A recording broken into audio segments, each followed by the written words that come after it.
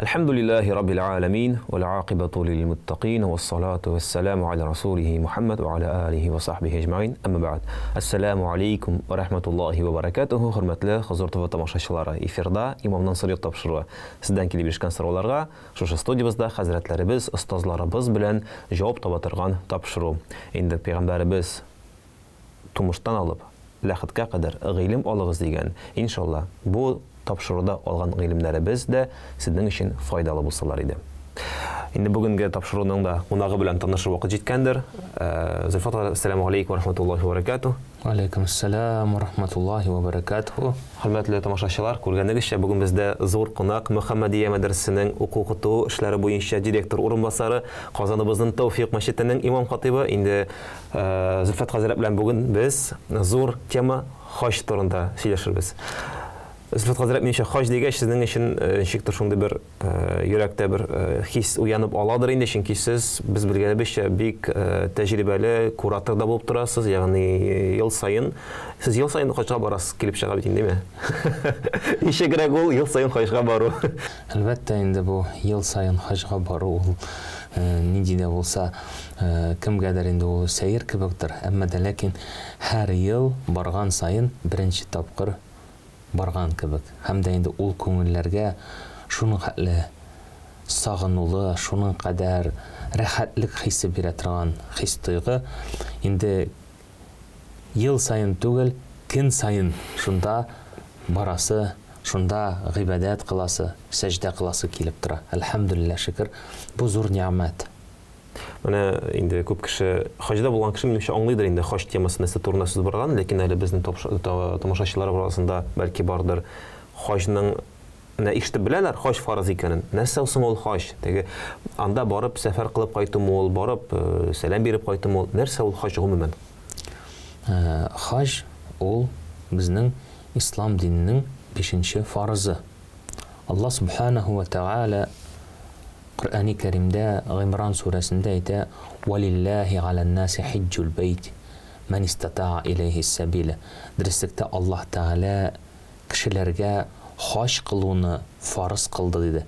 Kim onun yolunu kütere ala dedi. Şimdi bütün biz biliriz Peygamberimiz sallallahu aleyhi ve sellem etti Bunyel İslam'ı ala khamsin. İslam dini 5 bağanadan tura dedi. Şehadetu en la ilahe illallah, şehadet kelimesi, iqamus salah ve itaiz zekah ve savm Ramazan ve haccil beyt. Mene bu İslam dininin 5 negizinin birisi, hem şuluk vakitte Allah Teala tarafından farz kılıngan gamel. Bilgili bulgança Allah Teala hacını Müslümanlarga 6. Hicri yılda farz kıldı. Əgər də bunu bu xronologiya degan əybirni qarasaq, Peyğəmbərimiz sallallahu aleyhi və səlləm 10 yıl davamında xalqını la ilahe illallah keliməsinə çağırdı. Yəni Allah Teala'nın barlığın, birligin tanırğa. 10 yıl, 23 yıl Peyğəmbərliginin 10 yılın şuşu iman keliməsinə çağırdı. 10-cı Peyğəmbərlik yılında bizning namaz farz kılındı. Sonundan 2. Hicri yılda namaz farz kılıngandan soң 4 yıldan soң bizning uraza hem zekat farz kılındı. Indi 6. Hicri yılda bizning farz kılındı haç. Hem indi hacның мәгънәсе ул менә шушы кешенең әзерләнеп беткәннән соң, иман китергәннән соң, ул иманы формалашканнан соң, соңыннан ул шушы Аллаһның әмерләрен берсе артыннан икенчесен үтәгәннән соң, инде «Әл-яума әкмәлту ләкум динәкум» дигән аят инде хаҗ вакытында Пәйгамбәр саллаллаһу алейһи гәрәфәдә булганда шушы аят инде бүген сезнең динегезне камил кылдым. Менә бу бүтән гыйбадәтләрне бергә җыеп үзенең камилләштергән гыйбадәт ул безнең хаҗ булып тора. Һәм инде ул мөселманнар өчен рухи яктан да, һәм шул ук вакытта матди яктан да, шул ук вакытта сәламәтлек ягыннан да, физик яктан да гыйбадәт була. Ул үз эшенә бүтән шушы бурычларны үз өстенә йөкләгән бер зур гыйбадәт, олы гыйбадәт. Аның хөкеме Һәм кемнәргә ул фарыз? Әйттек, менә без әйттек бит инде ул, ягъни ислам диненең нигезе һәм дә инде ул фарыз кылынган дип әйттек. Хаҗ мөселманнарга фарыз гамәл. Һәм инде Аллаһ Тәала шушы аятта кем аның юлын күтәрә ала диде. Ул матди яктан һәм шул ук вакытта сәламәтлек физик яктан. Матди яктан, чөнки чыгымнар таләп итә, аның юл хаклары бар, шушы хаҗның, ягъни ничек дип әйтгәндә, хаҗны оештыру буенча шушы матди чыгымнар таләп ителә. Һәм шул ук вакытта безнең бар икенче яктан физик сәламәтлек. Әйтик, мәсәлән, кешенең анда йөри алмый, яки ни дә булса шундый каты авыруы бар, күзе күрмиме, яки менә гомумән аны алып баручы юк, яки аның сәламәтлек буенча, яки башка төрле шундый физик яктан уларны күтәрә алмый икән, йөрәге авырта, әйтик, мәсәлән, самолетта оча алмый, автобуста, бөтенесен бергә, вот менә кеше кайчан булдыра алмый, шул ук бит инде уразада, кайбер кеше уразада тота алмый, сәламәтлек ягыннан. Һәм менә бу хаҗда да кем аның матди яктан һәм физик яктан аның юлын күтәрә алмый, ул аларга фарыз түгел. Әгәр дә син матди яктан да һәм дә инде физик яктан да син аның юлын күтәрә аласың икән, димәк ул сиңа фарыз булып тора. Ул бит инде аңларга кирәк шулай берне, Аллаһ Тәгаләнең чакыруы бу. Хаҗга баручылар, алар дуюфур рахман дип атала. Аллаһ Тәгаләнең кунаклары. Аллаһ Тәала Хаҗ сүрәсендә 28-нче аятында әйтә, кешеләргә ди хәбәр итте, әзин. Хәбәр итте, азан, әзин ди. Хәбәр итте Хаҗ хакында ди. Алар сиңа килерләр ди, төрле яктан, төрле җирләрдән, кемгәдер утырып килер, кемдер җәяү килер ди. Алар ди сиңа киләләр, ягъни Аллаһ Тәгаләнең йортына киләләр. Нәрсә диләр? Һәрбер кеше хаҗга килгән кеше нәрсә дип әйтә? Ләббәйк Аллаһумма ләббәйк. Ягъни Аллаһ Тәала, менә мин синең каршыңда. Мин синең каршыңа килдем. Кеше ике тукымага төренгән хәлдә Аллаһ Тәала нинди генә ул бу дөньялыгында, нинди генә ул дәрәҗәле кеше булуына карамастан, яки акчалы булуына карамастан, ул бөтен киемен салып, шушы ике тукымага төренгән хәлдә ул Аллаһ Тәала каршына килә. Я Раббым, мин синең каршыма килдем.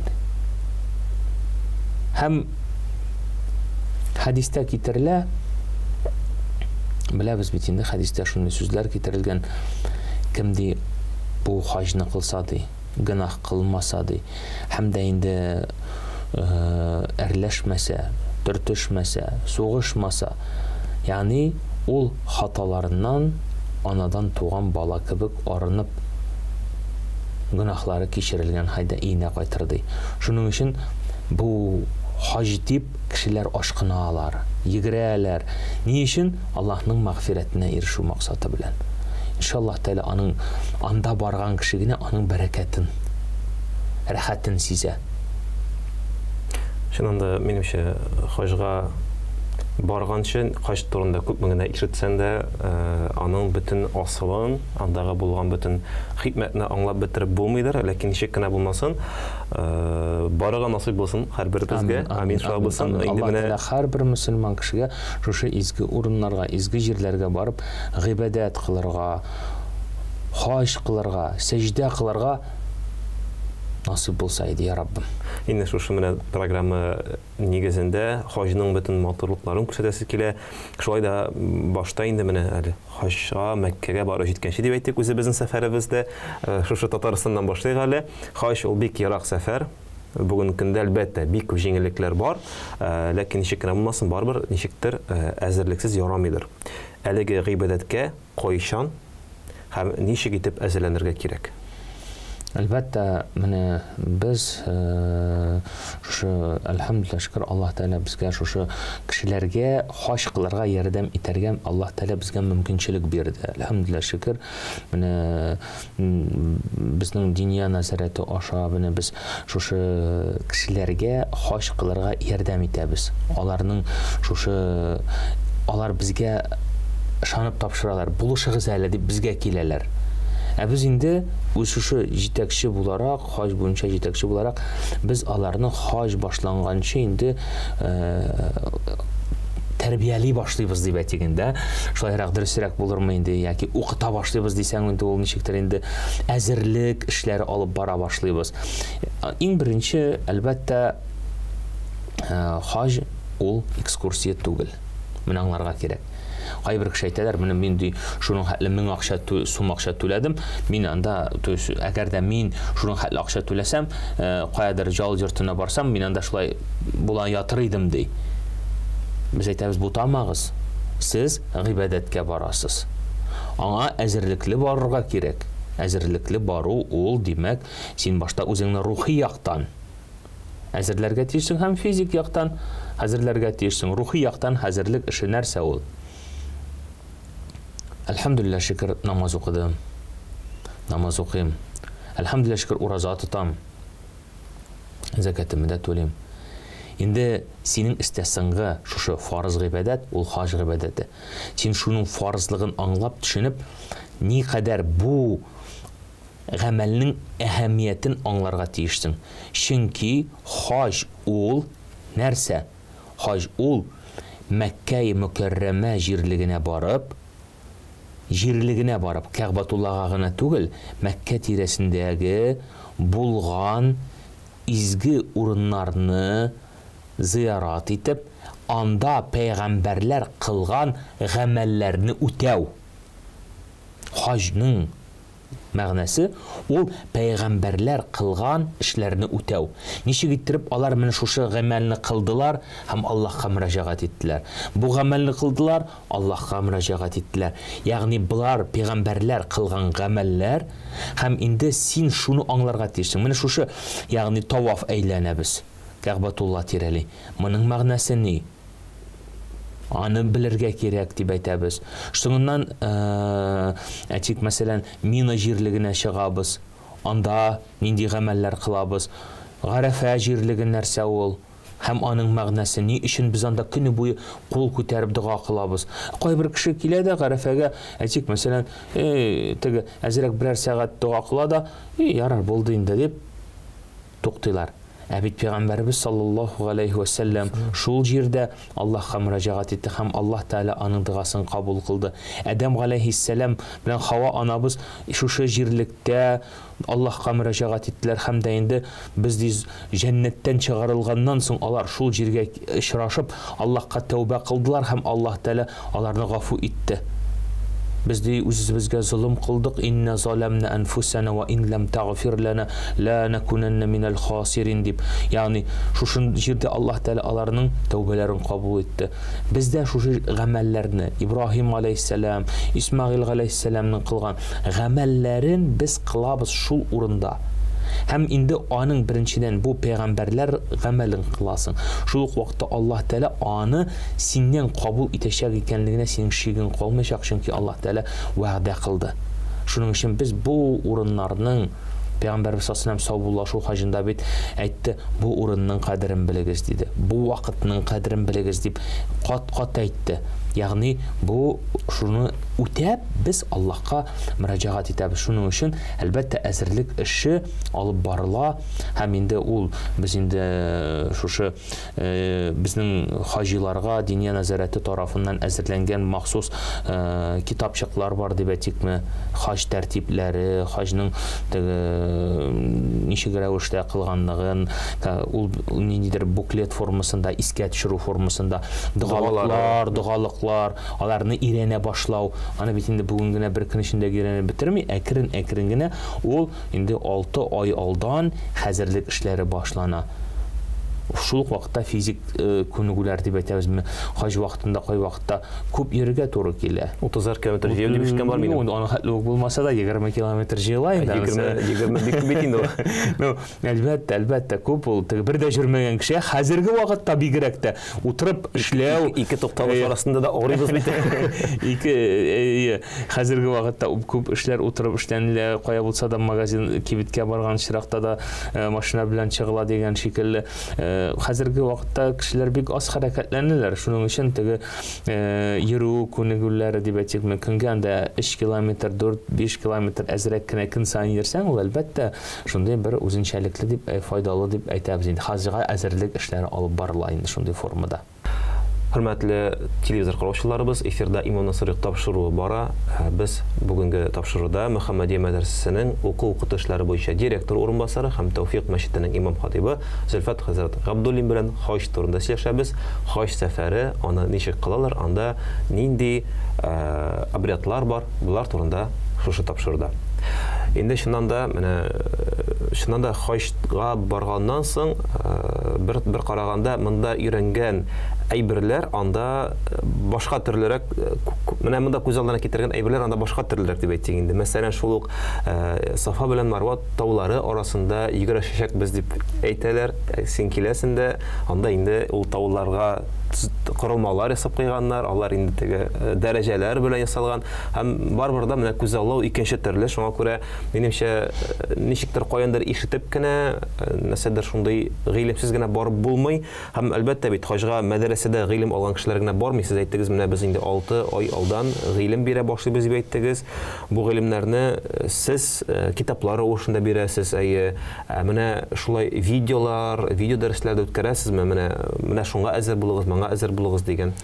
Гомумән алганда, менә бу хаҗга әзерлек, ягъни өйрәтү һәм дә инде бер төрле монда күренү соңыннан икенче төрле хакыйкатьне башкача күз алдына китерүләр, ул әлбәттә гади әйбер дип әйтәсебез килә.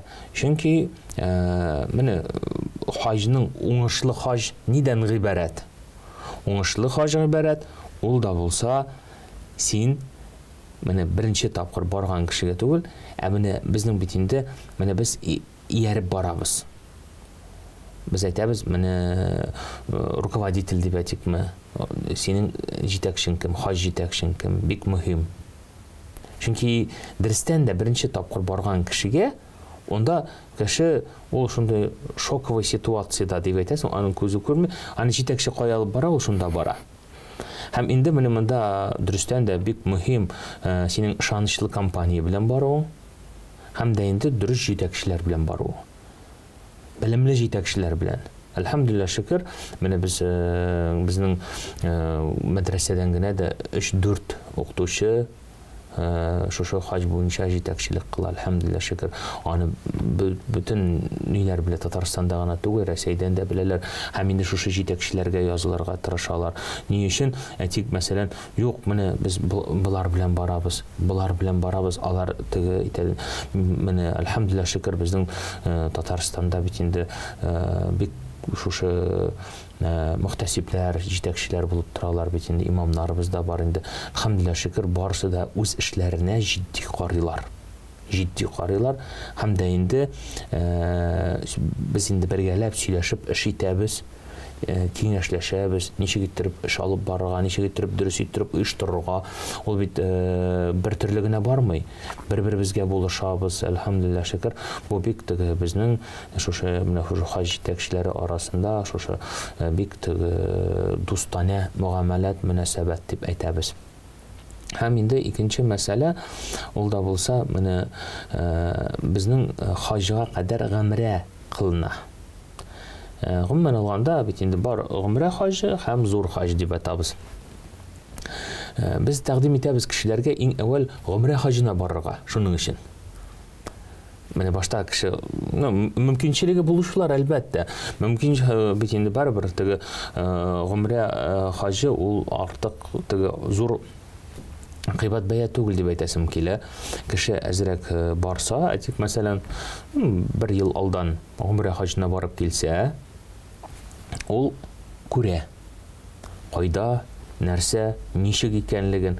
Һәм инде хаҗга, зур хаҗга барганда, аның инде шундый күзаллавы, теге күзаллавы белән хакыйкать туры киләчәк. Аңлыйсыз? Ул бик мөһим әйбер. Менә безнең җирлектән баручылар таматту хаҗы кылалар бит. Таматту хаҗы нәрсә ул? Башта без анда да гомрә кылабыз, аннан соң хаҗга барабыз. Шулай бит инде.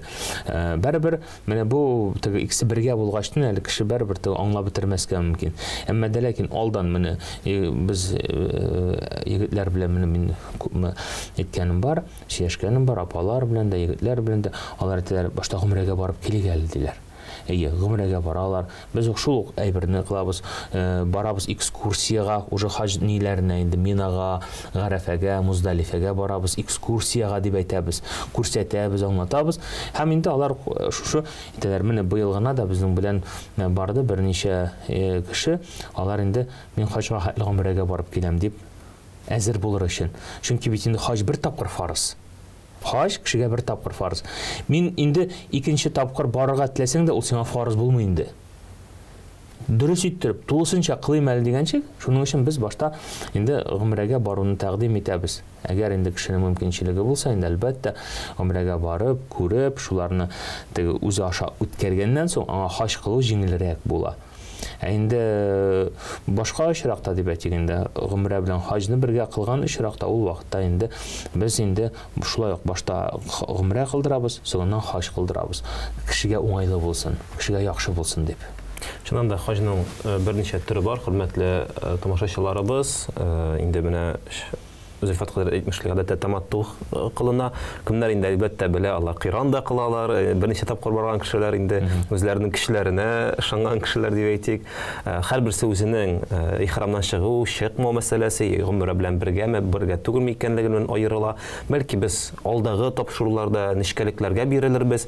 Бүгенге чиракта, бүгенге тапшыруга килгәндә күбрәк менә өстән генә булса да хаҗ картинкасын күрәсе килә, тулысынча менә без моннан ничек кузгалып китәбез һәм кире әйләнеп кайтканчы хаҗи нәрсә эшли, нәрсә кая бара, ул Мина дип әйттегез, Гарафат дип әйттегез, алар нинди җирләр, анда нәрсә эшлиләр, ничә көн торалар, нинди киемнән булалар.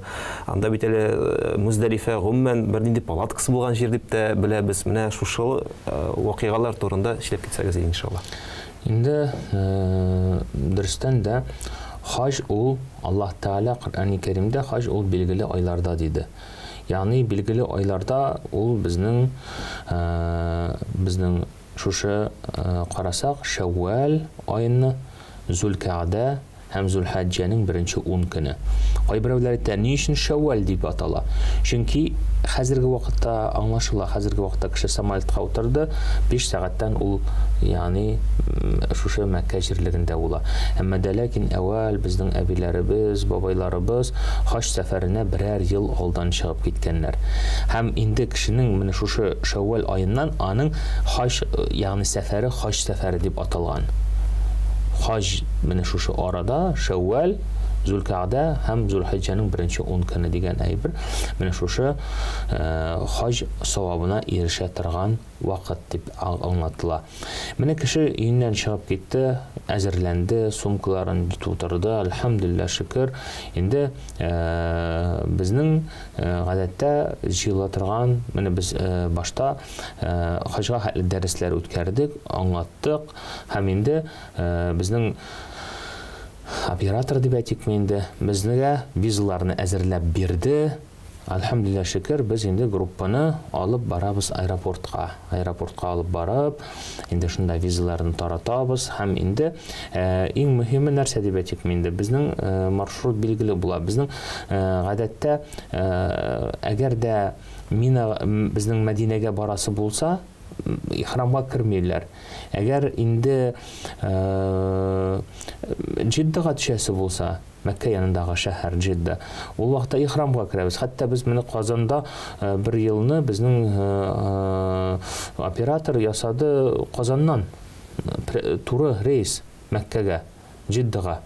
Һәм инде без Казанда ихрамга кирип, өйләребездә ихрамга кирип, менә шушы, ягъни Казан аэропортында аппактан киенгән ир-егетләребез, апаларыбыз, ягъни шушыннан утырып киттек, әлхәмдүлилләһ шөкер, 6 сәгатьтән без инде Җиддә шәһәренә килеп төштек, әлхәмдүлилләһ шөкер. Шундый булды, бер елны шундый мөмкинчелек булды, әлхәмдүлилләһ шөкер. Илләр көннәр тыныч булсын. Иң мөһиме, илләр көннәр тыныч булсын, иншаллаһ тәала, ул мөмкинчелекләр булыр. Без алыйк инде гадәттә без инде Җиддәгә төшәбез. Уңай ягыннан, уңайлык ягыннан Җиддә шәһәренә төшәбез. Һәм ул аның өчен ничектер пересадка дип әйтәбез инде аны, аэропорт бул яки Дубайда, яки Стамбулда. Шуның өчен Казаннан Стамбулга очтык. Стамбулда аэропорт зур, анда бар махсус намаз ханәләр, намаз ханәләрдә бар инде ихрамга кирә торган урыннар. Без инде шушы Җиддә шәһәрендә, Истанбул шәһәрендә ихрамга кирип, Җиддә шәһәренә килеп, миқатны үткәндә син ихрам хәлендә үтәргә тиешсең. Ягъни шунда без ният кылабыз. Ният кылабыз, гомрә хаҗына, таматту хаҗына дип әйтәбез инде. Соңыннан безнең Җиддә шәһәренә килеп төштек. Җиддә шәһәре нәрсә ул? Җәддә дигән сүзнәр алынган. Әби. Әби. Нинди әби соң ул? Адәм галәйһиссәлам белән Хава анабыз җәннәттән чыгарылганнан соң икесе ике җиргә төшерелде.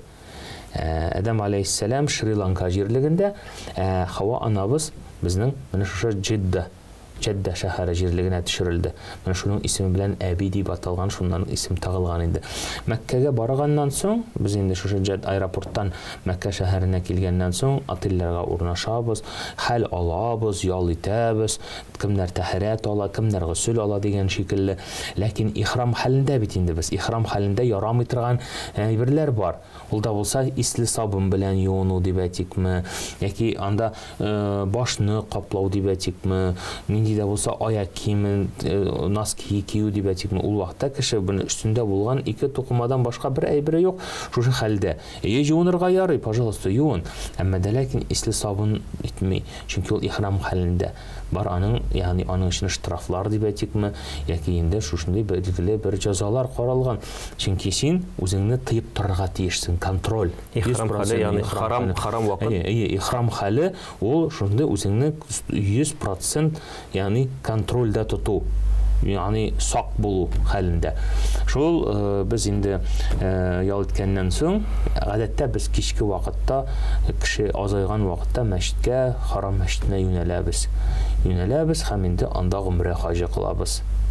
Бу гомрә хаҗы нәрсәдән гыйбарәт? Кәгъбәтулла тирәле 7 кат таваф, 7 кат әйләнәбез, таваф кылабыз дип әйтәбез инде.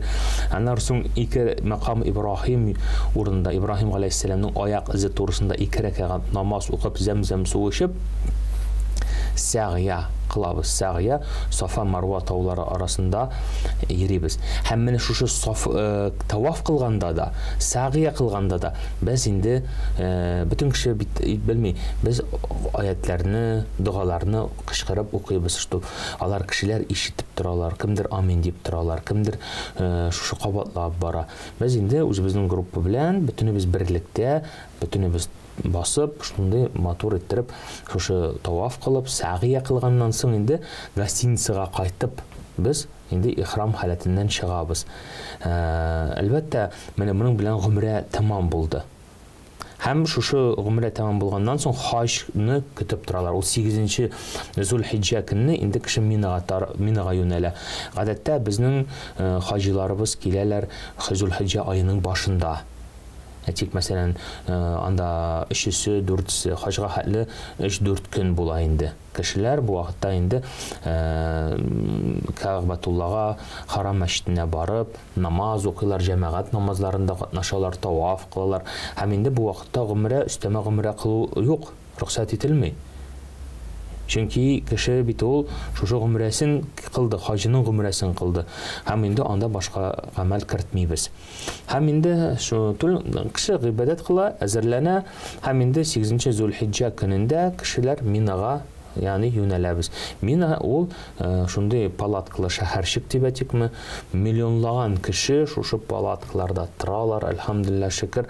Һәм инде мине да без 5 вакыт намаз укырга тиешбез, пәйгамбәрбез саллаллаху алейһи ва сәлләмнең сөннәтенә муафиq буларак. Илә, икенде, акшам, ясту һәм иртәнге намаз. 5 вакыт намаз укылганнан соң, иртәнге намаздан соң халык 9-нчы Зулхиджа көнендә Гарафага юнәлә. Гарафа әйткәнебезчә ул адәм белән Һава анабызның очрашкан урыны. Һәм Аллаһка тәүбә кылып, дуа кылып, мөрәҗәгать иткән уры. Без дә шушы иртәнге намаздан соң юнәләбез Гарафага, һәм инде шунда барып урнашып, әлхәмдулилlah шөкер, анда хәзер уңайлыклы бөтен кондиционерлары да бар, палаткалар, әлхәмдулилlah шөкер. Әүвәл анда әйберләр юк иде. Хәзер генә. Ничә елда милли хаҗ булса. Мин беренче тапкыр хаҗга барырга насыйп итте Аллаһ Тәгалә 1999 елда. Мәдрәсәне укып бетергәч, Мөхәммәдияне мәдрәсәсен укып бетергәч, безгә шушындый бүләк ясадылар. Җитәкчелек, ягъни безнең сыйныфка тәкъдим иттеләр, бер урын бирделәр. Без 12 егет, кайсыбыз бара? 1999 ел ул бит инде шундый акчаның алышынган вакыт. Миллионлаган шундый вакытлар. Акчалар да булмаган вакыт, ни дә мөмкинчелек. Аллаһның рәхмәте белән шунда мин барам дигән шушы нине алдым да инде үстемә йөкне, әлхәмдулилlah шөкер, барып шуннан иттем дә, һәм йөрәгем шунда калды, üzülеп калды. Сез шуңа ел сайын барып, йөрәгегезгә сәяхәт кылып кайтасыз алайса. Әлхәмдулилlah шөкер. Менә шушы Гарафа җирлегендә кеше инде мөрәҗәгать итә Аллаһ Тәгаләгә көне буе, ягъни Аллаһ Тәгаләгә дуа кыла. Һәм инде кояш байыганнан соң Гарафада генә без илә белән икендене бергә кушып укыйбыз. Һәм башка пәйгамбәрбез саллаллаху алейһи ва сәлләм бер кайчан да эшләмәгән, шушы Гарафада генә эшләгән. Һәм инде без дә шушы илә белән икендене бергә укыйбыз. Һәм соңыннан без шушы кояш байыганнан соң гына Муздалифа инкүлегенә төшәбез. Пәйгамбәрбез саллаллаху алейһи ва сәлләм мин Муздалифа инкүлегенә төшеп, анда акшам белән ясту намазын укыды. Biz də şunu əməl qılabız. Həm indi şunda Muzdalifədə biz şulayıq tünne təhəccüd namazları oqub, dualar qılabız. Həm şunda cəmərətə taş atırğa biz taşlar jiyabız. Həm indi bizning 50 biz әйтәбез инде артыгы белән алабыз инде, әмма дә ләкин без 3 көн таш атачакбыз, һәм шушы 3 көнгә таш җыябыз. 7 беренче көнне 7 таш атабыз, калган 2 көндә 21 таш атабыз. 3 баганага 7 шәр. Ул безнең барлыгы була инде 49 таш. Әмма дә ләкин без өстәмә алырга кушабыз, 53, 54 иттереп алырга кушабыз. Теге югалса әйтсә дигән шикелле инде. Һәм шуннан соң Муздалифәдә иртәнге намаз укыгач, кояш чыкканнан соң гына без кузгалабыз. Менә күпләр шунда хата ясыйлар, кояш чыкканчы чыгып китәләр дә Муздалифәдән. Ул шундый, ягъни җәза каралган сарык. Анда ярамый. Biz indi бик тәбез, кайберләр анда автобус булмый, менә булай, тегеләй дип инде без инде бөтен хаҗиларыбызны шушы пәйгамбәрбез саллаллаху алейһи ва сәлләм кушканча, пәйгамбәр саллаллаху алейһи ва сәлләм сөннәтенә муафиq буларак шушы Абу Ханифа мәзһәбендә ничек каралган тулысынча төгәл иттереп без шушы хаҗ гамәлләрен кылдырабыз. Алдан әйткәнчә, булар барсы да җитәкчедән тора. Җитәкче үзенең төркемен ничек иттереп алып бара, инде әлхәмдулилlah шөкер, чөнки менә теге безнең мөфтиебез хәзрәтебез дә әйткән иде. Без генә бөтен дөньяда без генә Абу Ханифа мәзһәбе буенча хаҗ кылабыз, тулысынча иттереп дип, әлхәмдулилlah шөкер, бу үзенчә бер горурлык. Әлхәмдулилlah шөкер, чөнки бу дәрәҗә, әлхәмдулилlah шөкер, чөнки Абу Ханифа мәзһәбендә хаҗда бик күп таләпләр, аның сөннәтләре, аның ваҗибләре, аның фарызлары бөтенесе булса да, әмма дә ләкин ваҗибләре һәм сөннәтләренә хәтле без бөтен таләпләренә туры китереп үтәттерергә тырышабыз, чөнки бу безнең диния назаратыбыз тарафыннан куелган программа, шулай таләп дип әйтәбез. Без аны әлхәмдулилlah шөкер әйтә алабыз, менә без шулай иттереп тулысынча үтибез дип, әлхәмдулилlah шөкер, бу үзенчә бер горурлык дип әйтәбез. Чөнки теге нәрсә дисәң дә, бит син үз өстеңә әманәт аласың. Менә имам басып тора намаз, ул бит имам кешенең намазы өчен җавап бирә. Бездә инде менә шулай иттереп кешенең хаҗы өчен җавап бирә. Кешенең хаҗы өчен. Ул бит җитди җаваплылык. Шуның өчен әлхәмдүлилләh шөкр дип әйтәбез. Аллаһ Тәала шушы эшебезне риядан кылмасын, әҗр савабын бирсен. Менә шушы кабатлап инде Муздалифадан Минага кайтканнан соң анда таләпләр бар.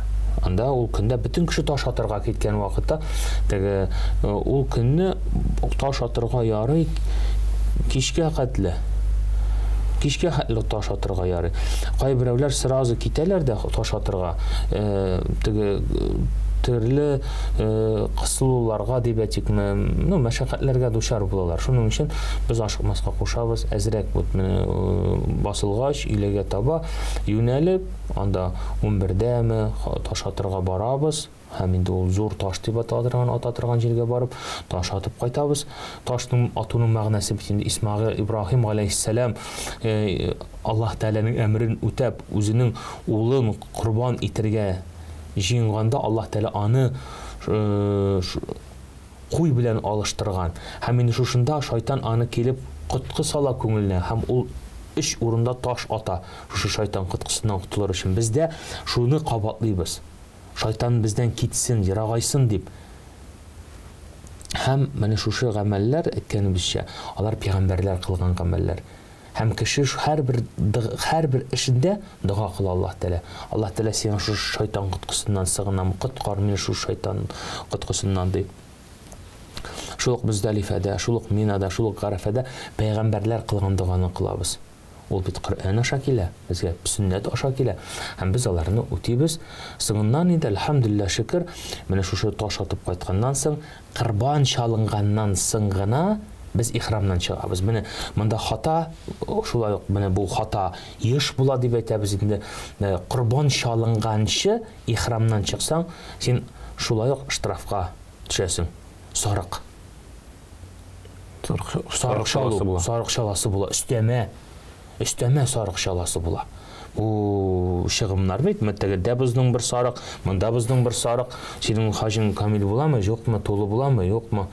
Шуның өчен хәбәр килә, курбаннар чалынды дип, соңыннан гына без ихрамнан чыгабыз. Шуның өчен ашыгырга кирәк түгел ул әйберне. Менә кайбер кеше анда Шафигый мәзһәбендәгеләр, алар ул тәртип, аларга ул шарт түгел, ә бездә ул Абу Ханифәдә шарт булып тора.